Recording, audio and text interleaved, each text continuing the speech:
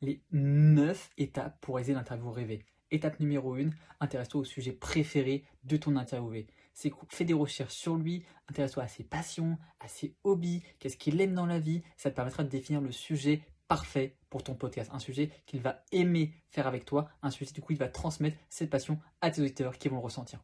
Étape numéro 2, intéresse-toi à son parcours. Quelles sont ses qualifications, quel est son emploi, quelles sont ses expériences. Ça te permet de définir un petit peu plus la personne que tu auras en toi pour mettre le cadre le plus propice et le plus intéressant à ton podcast. Étape numéro 3, bien sûr, c'est le mettre à l'aise par une discussion en amont.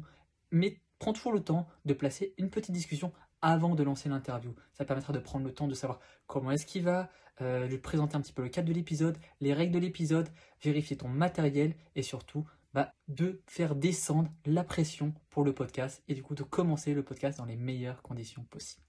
Étape numéro 4, pose des questions sur lui.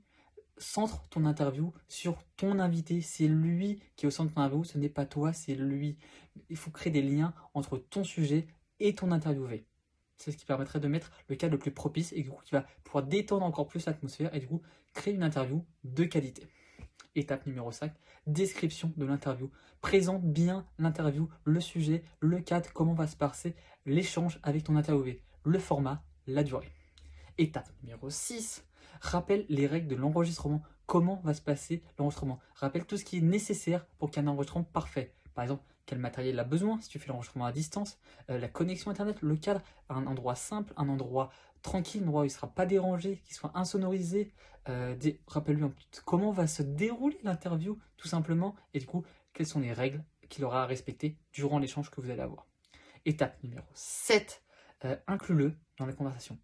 Inclus-le dans la conversation. Crée une discussion avec ton interviewé, n'hésite pas à poser des questions, à échanger avec lui, revenir en fait sur l'invité si tu trouves qu'il s'éloigne un petit peu, créer un petit peu de la discussion, créer de l'échange. Vous êtes là en fait pour parler, discuter d'un sujet que toi tu as choisi et du coup qui apporte de la valeur à ton audience, mais bien sûr tes propos sont aussi intéressants que ceux de ton invité, donc crée de l'échange, crée une émulation, crée du lien et tout simplement partage de la valeur grâce à l'échange que vous allez créer ensemble.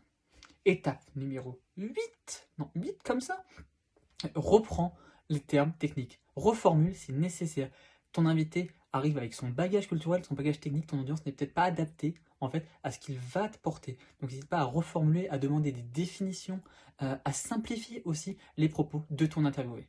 Et bien sûr, dernière étape, la fameuse étape numéro 9, rappelle-toi que vous êtes dans une discussion, un échange, ton interview doit être chill. Maintenant, si tu as envie de réaliser ton propre podcast, je t'invite soit à me contacter, je t'invite sinon à rejoindre le projet CAR, à cliquer dans le lien en commentaire et du coup tu recevras en cadeau bonus mon template pour convaincre les meilleurs invités de rejoindre ton podcast.